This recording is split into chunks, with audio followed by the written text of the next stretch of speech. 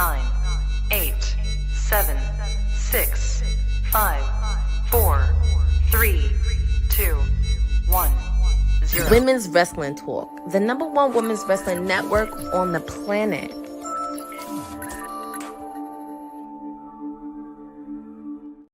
Say his name and he appears. I believe it said. What's up, good people? Happy Monday. Happy 16th of March. If you're hearing the sound of my voice, that means it's time to recap Monday Night Raw. It is I, your mayor, and it's a Monday night. So we're going to do what we do best. And it was an interesting show. Interesting show. I think they came in hot because that opening segment, boy, I'm going to keep it a buck with y'all. I didn't give a fuck about nothing else after the opening segment. The price of admission for WrestleMania just got completely valid with the announcement that we're now going to bypass all the casualties and we're getting the ruler versus the beast at WrestleMania. Regardless of the outcome, the mayor is relishing in that ass whooping right now. He is relishing in the fact that they made the ruler look like a main event star. I thought it would happen in the Rumble this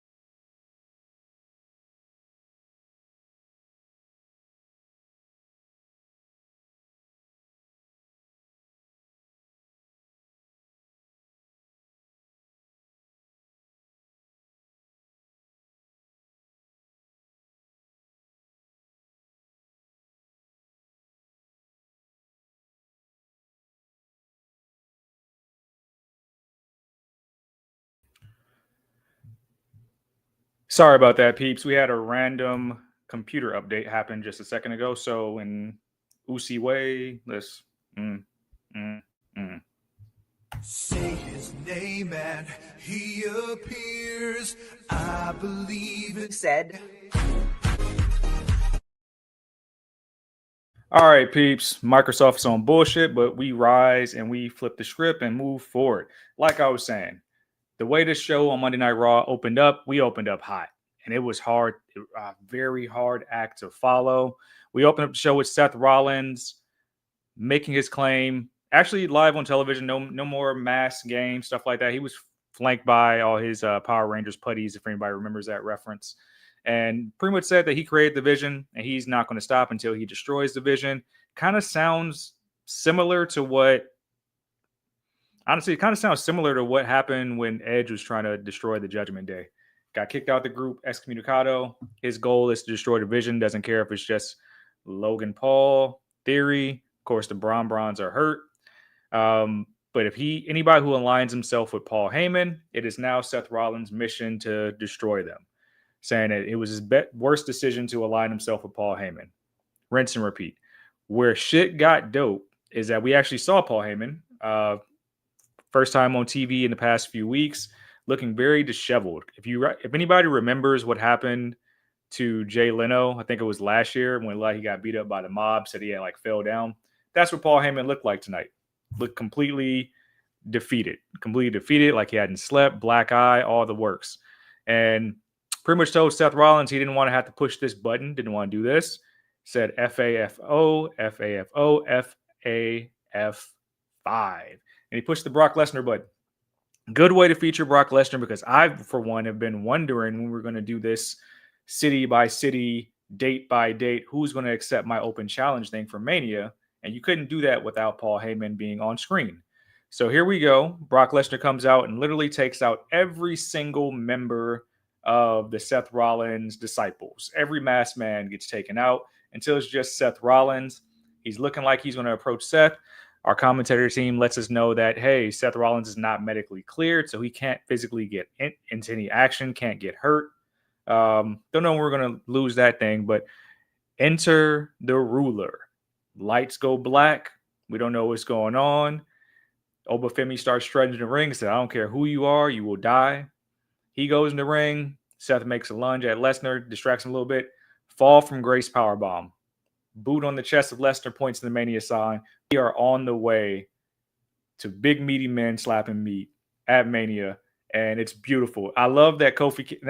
I'm actually wearing this shirt for a reason, by the way, because we want to avenge the wrongs of Brock Lesnar taking out every black champion that ever existed. Kofi Kingston said, oh, yes, avenge us. So I'm excited for this. Not only are we getting our first official black male superstar in a singles main event, and I want to say over 4 or 5 years, but Obafemi was made to look like a star. If you've been following Brock Lesnar's career, he don't really sell for everybody. He has a select few people he sells for. A lot of people were kind of on his ass because he didn't really sell for Obafemi in the Rumble, but this was money, and it made the ruler look like a big deal. I love that he's free agent, not on the brand. We traveling from city to city, show to show, looking for smoke, and he saw his biggest challenge yet, and he pushed that button and said, hey, I want the beast. I want Brock Lesnar. So I feel like this could be dope, and I'm pretty sure as Mania gets closer, me and my teammates here will do predictions. We can see. I feel like since Oba got the leg up here, that it may be like one of those things where Brock wins at Mania. Reminds me of when Omos took on Brock in LA, and then Brock did defeat Omos. And that might have been Omos's first singles loss or something like that. Who's in the chat? What's up, Aaron? Yeah, happy 316 day. Weekend was great. If you saw my stories on Instagram, I actually did go to Revolution last night for AEW. Very dope show. Monday Night Raw was the best 10 out of Attack. Thanks for the comment, Lynette. What's up, Aaron? What's up, Aaron Whitehead? You got some interesting comments. I don't know what you're singing, but okay. But we started off the show very hot, and it was really hard to actually come back from that high that you felt of just listening to the ruler's music and seeing him come out and nerf the beast. It was dope. I don't know how you can go past that, but we did have a stacked show. We saw Roman Reigns enter the arena, talk with the Usos about how he's going to address the WWE universe, and said that he's going to get his apology for his family, but that his family did the right thing. Usos normally, they've kind of reverted back to their old ways, if you would. Jay is definitely not looking like Yeet Man right now, if that makes sense. Been wearing a lot more black, being a lot more aggressive in his tonality. So we might be looking at a Bloodline revival. That's just what it feels like based on the mannerisms and actions. But they're definitely aligning themselves with Roman Reigns very closely. First match of the night, OG El Grande Americano versus El Grande Americano. Don't know why we did this on Monday Night Raw. I believe OG El Grande Americano just won the AAA Reyes tournament this past Saturday night. It seemed like a way to kind of let us know where this feud is going. Big Grande, the better El Grande Americano, won this match with the help of his teammates Raya and Bravo by loading up the mask. I still don't like this. I don't know why we're doing this. Like, hey, in the States, it's OG El Grande Americano, and in Mexico and AAA, it's El Grande Americano. We need to pick a side, because if this match is going to happen at Mania, you want to tell the full story of what's going on, involve the Creed brothers and American Made, involve Ivy Now, and kind of like figure this shit out. It kind of felt flat to me. However you feel about OG El Grande Americano, phenomenal wrestler, can do a lot of great things. Would love to see him get another match on the Mania card. But El Grande Americano, that's been on TV the past several months, it's his gimmick now, man. I don't know what to tell anybody. Like, he's done the gimmick better. He's has a entourage with him now. It feels like it just makes sense. And I don't know what the writers' room is thinking for WrestleMania, and we're literally a month away. But it feels like we don't know what type of site we're going to do this match on and when we're going to do the mask versus mask. They're just trying to figure it out. But El Grande Americano picks up the win. We did see a vignette from Liv Morgan pretty much telling Finn Balor that that was her plan the entire time, to bide her time to kick Finn out the Judgment Day, because he did want to be a leader. He did think that he was smarter than everybody else, and they took a page out of his playbook. And she big up some of her family, that JD is now out of his shadow. Dom will get his Intercontinental title back. And now Raquel is a future world champion. I don't think she mentioned Roxy. Roxy's not fully back yet. But it seems like the Judgment Day will move on. We didn't see Finn Balor tonight, so I expect that to happen next week on Monday Night Raw, or even in AAA this weekend. Maybe he shows up against Dom there. Women's Intercontinental title match. Bayley taking on AJ Lee. Second time these women have ever met. They met when Bayley was still a young upstart. Very good match. It was very slow paced at first. It took them a while to kind of find the rhythm they were looking for. Of course, AJ Lee hasn't wrestled a ton of matches since being back, so naturally there's going to be some ring rust. But who better to be a counterpart in the ring with you than somebody like Bayley, who can wrestle anybody's style? Great match. I think they told a good story. I love the counter from the Shining Wizard that AJ tried to hit, and to Bayley reversing that into the single leg crab. I thought they're a good pairing, and I hope we get to see this match again. Seems like AJ Lee's still going to be destined for Becky Lynch based on what we saw after the match. After commercial break, she got attacked by Becky Lynch, who was there. Bayley did pick up an L here, and I think we're telling the same story we told last year, where Bayley is having a hard time punching her ticket to WrestleMania. Of course, she was in AAA this past weekend answering the open challenge of, I believe, La Flammer. Did come up short there, came up short against AJ Lee, actually tapped. You don't see that too often from Bayley, tapping. But it's a good feather in the cap for AJ Lee to pick up a win against one of the four horsewomen, show that she is the godmother of women's wrestling. And now she's going to take on Becky Lynch again at Mania, I'm sure. Later in the show, just jumping ahead, we did see Bayley kind of down in the dumps. Lyra did tell her to pick her head up and that they should go talk to Pierce. Seems like they're going to be destined to chase the tag team titles together. If you remember last year, Bayley couldn't compete at Mania. Lyra brought in Becky Lynch. They won the tag team titles. So maybe it's natural for them to say, hey, this was supposed to be me and you all along going for these tag team titles. They were met by the Kabuki Warriors, who pretty much said, hey, I would have defeated AJ Lee. You guys need to stay out of my way. Interesting stuff. But Bayley's story seems pretty much the same 2 years in a row, that she cannot get on the Mania card. So it's natural. I mean, Lash and Nia are going to need challengers. Of course, Char Bliss is still there. Kabuki Warriors are there. Now Bayley and Lyra. And, of course, the Bella Twins. Seems like we're going to get a big 5-woman showcase for the tag titles, which there are rumors that there's going to be 6 women's matches on the Mania card. Very good thing if they do go that route, because the women's division is absolutely phenomenal, and there's a lot of great women's storylines that they can tell, even with the short time that we have. Even with the short time we have until WrestleMania. But no, Bayley came up short, but there's still hope for her leading into WrestleMania season. We did see who was talking to Pierce backstage. It was JD McDonough talking to Pierce backstage about how Dom could get his Intercontinental title match. But Pierce was letting JD know that Dom is not medically cleared to compete, especially after what happened this past Saturday in AAA Reyes.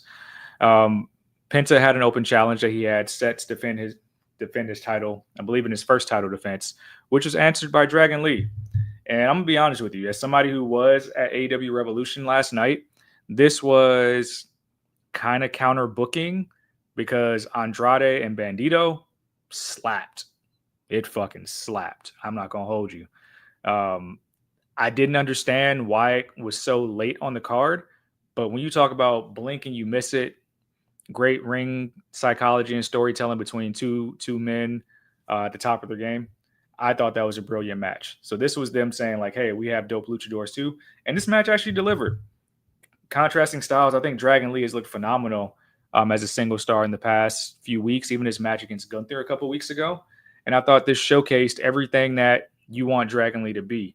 They might have done a disservice from him by pairing him with Rey Mysterio earlier on in his career and with the LWO stuff, because if he just comes out and does that and works in the promo, connecting with the crowd, kind of like what Penta's doing now. When you give Penta a live mic, everybody just gravitates to him.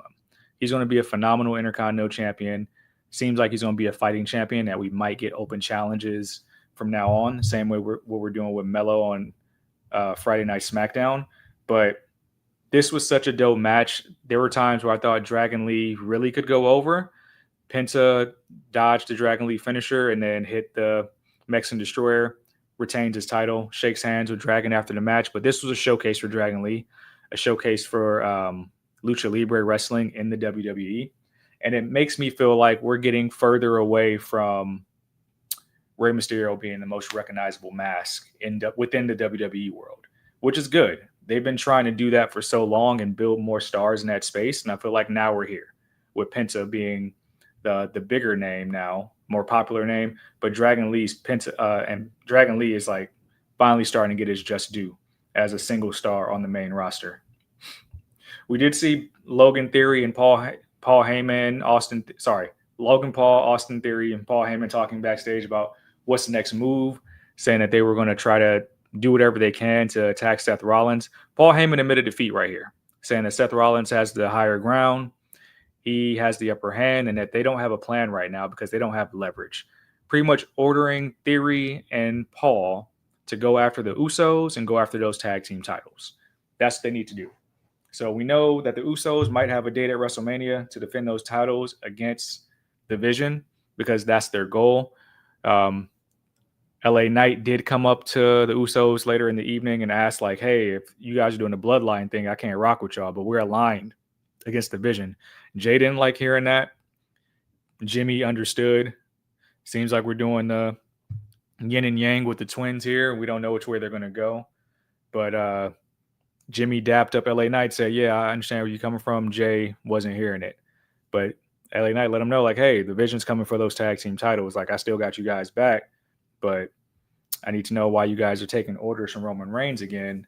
And Roman Reigns pretty much he didn't put a hit out. He said, hey, all my family members in the bloodline, like, this is your tribal chief talking. do what you got to do between now and WrestleMania. After WrestleMania, do what you got to do. But on WrestleMania, that weekend, CM Punk is mine. So I wonder how that storyline is going to build for the next 5 weeks, just because our Solo and the MFT is going to pull up on CM Punk. Is anybody else going to pull up on CM Punk with smoke for the comment about Roman's father? It could be something. It seemed like the Usos are like lockstep with Roman. That we saw them on screen together twice tonight. Roman also let people know that the part-time comments don't affect him because the biggest importance to him is being a full-time father, which you can't be mad at that. I think a lot of people know that Roman has a pretty big family. Want to say at least 5, maybe 6 children. So him earning his keep for years. He's about to have a record-breaking 11th WrestleMania main event. So he shows up during the big season. He's carried the brand before.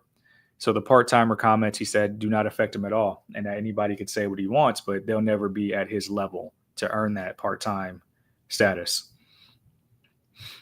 We were hot with the women's matches tonight. We had Natty taking on Maxine Dupree, another culmination of this rivalry after the promo battles we've been seeing the past several weeks and backstage segments. I guess on the live feed for the Netflix stream, you would see the promo battles with Natty and then Maxine, some attacking here and there.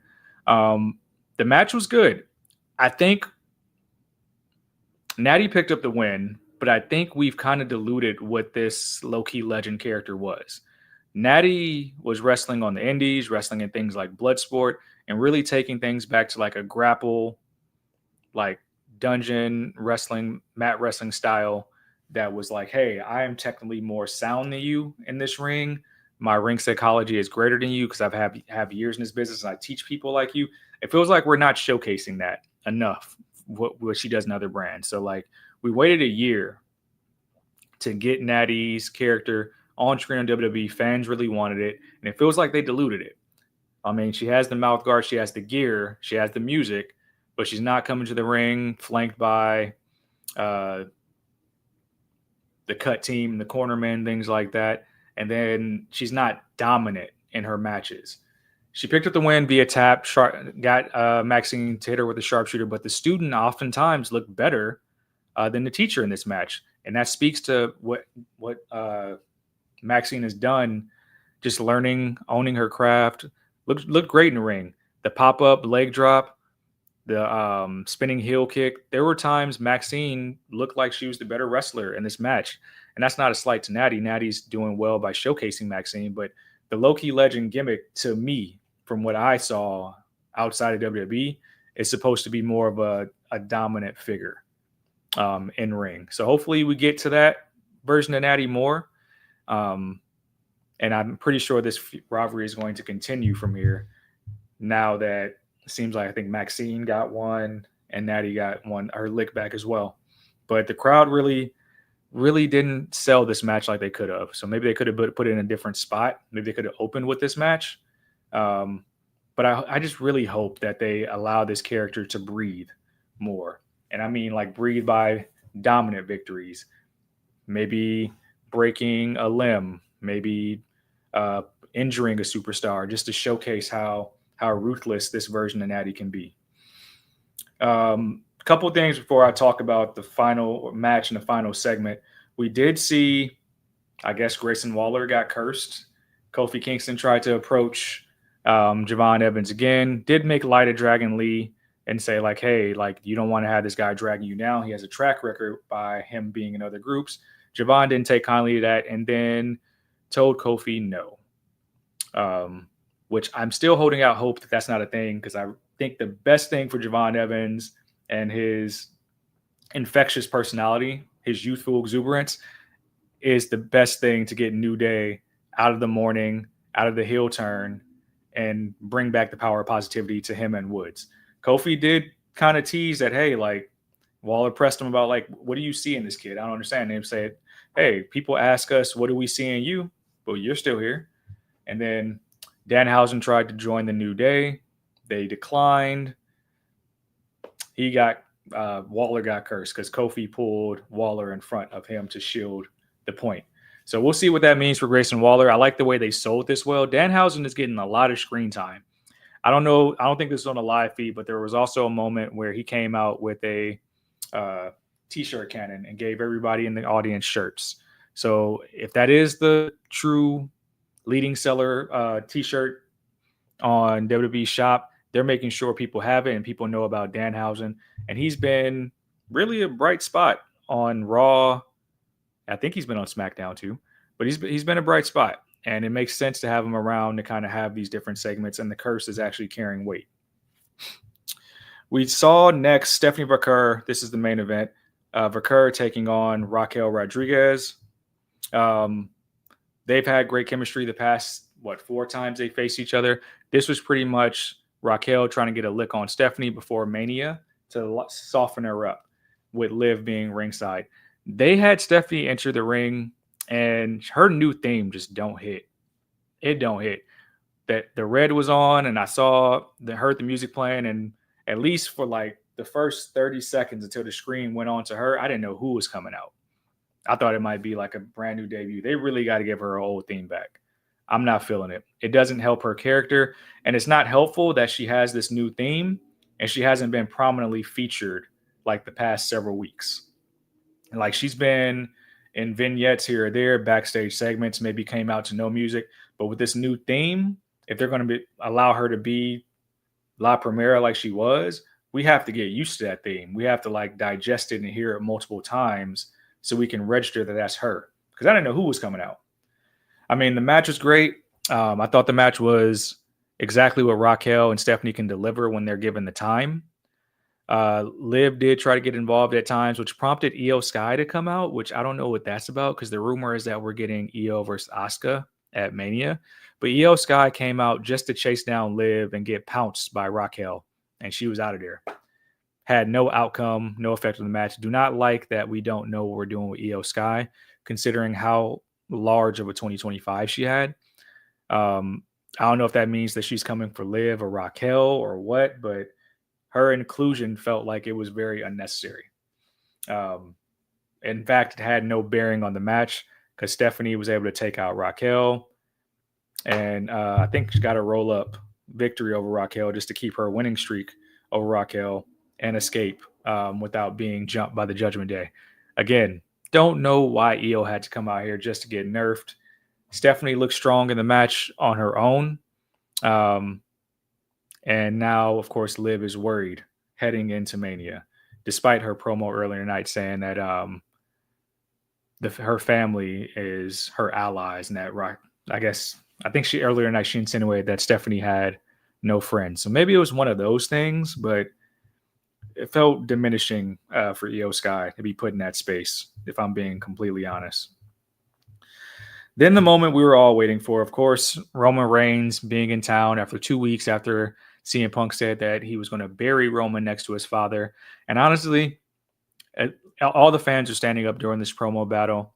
And there were times where Roman tried to leave, saying that Phil was just wasting his time. And even CM Punk got into his way and made sure that he couldn't go down the ramp. It didn't seem like it was going to go to blows, one of those promo battles. But it felt flat. It felt like it lacked the punch and the fire based on how fans received a couple weeks ago.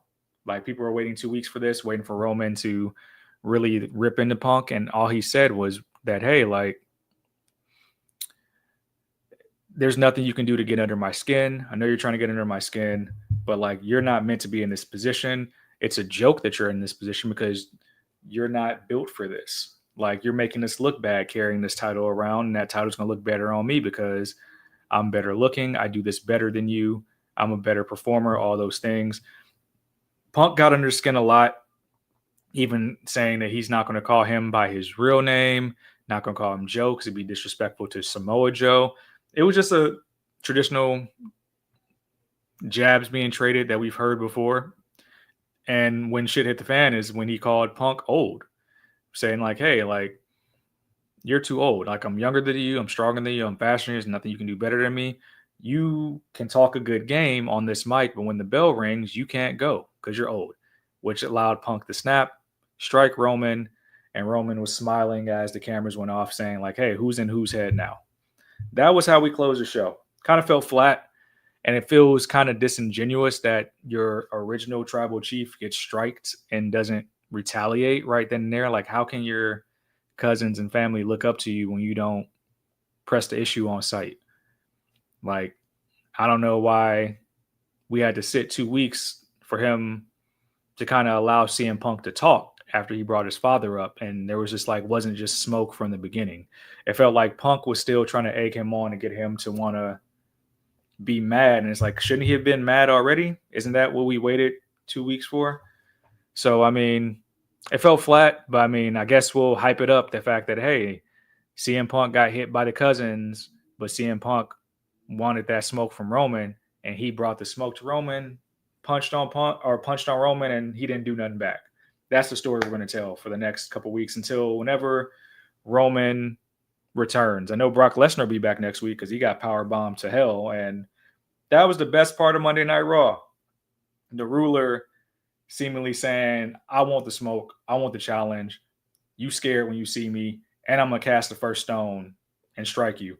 We also, my least favorite part of Monday Night Raw is because we're bringing SmackDown drama to the flagship. I don't know why Michael Cole needs to interview Randy Orton. Why can't Wade Barrett or Joe Tessitore interview Randy Orton on SmackDown? Why is it so urgent that we got to feel sympathetic for Cody, that we have to talk about SmackDown shit on Raw? But there was a segment where we had Randy Orton via satellite talking to somebody on the phone saying like, "Hey, like I know you saw that." And he didn't give Michael Cole the gratitude of having an actual interview and answering questions, but saying like, "Hey, like I'm a killer and people have been needing to remind me who I was," and all the talk about what happened on Friday. And he pretty much said like, "Hey, wrestling has more than one royal family," which is Cody's little slogan. Don't know who he's talking to. Of course, Orton is I believe, second generation wrestler, Cowboy Bob Orton being his pops. I don't know if he was talking to, it's far-fetched to think he was talking to the final boss, but it's going to carry weight because we're going to wonder who he was on the phone with, because that's how we saw Randy Orton on screen, is telling that story. But don't let Cody business coming to the flagship. Don't do that. Keep that on Friday. We could have waited a week to find out what the hell Orton was doing, man. And either way, Orton is right in all his transgressions. I don't feel sympathized for Cody whatsoever. Either way, back to Monday Night Raw. Great show. I'll give it I'm gonna give it an 8 out of 10 just because of the ruler. I thought we were gonna go from city to city the next 3 weeks before we got an actual challenger, and I kind of would have been here if Brock would have been calling people out and nobody would have answered, and then Oba would have answered the open challenge at Mania. Like, that pop would be enormous. But the fans were chanting Oba, doing the who the whole time he was in the ring. Let's just rip the Band-Aid off for the next several weeks. Oba is going to be your threat. And I liked it. It made me forget about anything that Seth Rollins and Paul Heyman had going on with the Vision. This was a nice injection into WrestleMania season, and I'm excited for Oba Femi versus Brock Lesnar at Mania now. On top of that, seems like we're going to get tag team turmoil for the women's tag team titles. That's a great thing, and the Vision are going to be gunning for the Usos because they got these tag titles, and I don't even think they're carrying them around. I don't even see them on their waist, if I'm being honest. So we got to remind ourselves that the Usos are tag team champions. Don't hold the division up. We got a bunch of tag teams here that need to be showcased and seen. War Raiders, Creed Brothers. I think Los Garzos on SmackDown, but you guys are getting my drift. The New Day. We have tag teams here. Let's use tag team wrestling to our best capability on both shows, on both brands. But we ended the show with Roman Reigns laughing at Punk, and Punk being carried by not security, but producers and staff backstage to keep him from being too angry with Roman for calling him old, which he is. But y'all, that is the Monday Night Raw recap. I'm Ben, your mayor. Sorry for the technical difficulties. Microsoft was on BS. Don't know why that happened, but we still was able to get a good recap in on Raw. We'll be back on Wednesday, of course, to talk about all things NXT tomorrow. We got some good stuff going on for NXT. Of course, we'll have your AEW watch along on Dynamite for a very stacked Dynamite that I'm pretty sure TK talked about in the media scrum yesterday. A couple big matches there. I think another match with Marina and Tony and some more stuff going on there. And of course, your Honey Night watch along SmackDown on Friday. Of course, WT Live Wednesday and Friday as well. Make sure you guys tap into the Women's Wrestling Archive. Donate whatever you can to it. 50 cents, $1, $5. It helps keep the story of women's wrestling alive from its genesis to date. We want to really honor all these women that have paved the way for Women's Wrestling Month. For Women's History Month in a really big way. And I appreciate that comment, Jordan from Canada. Go Pistons for sure. We need to be winning. Appreciate y'all for joining me in chat. You can catch me on the socials at Said Is The Answer on Instagram and TikTok, as well as Said Says on Twitter. I'll be back with you guys Wednesday for more wrestling talk. Appreciate you guys rocking with me. Good night for now. This is the #1 women's wrestling network on the planet, y'all. Thanks for joining WWT. Don't forget to like us on all social media platforms at WW Talk Pod. Like and subscribe on all video and audio platforms, like yesterday, my G. And check out our website at www.talkpod.com. Thanks for watching Women's Wrestling Talk, the #1 women's wrestling network on the planet.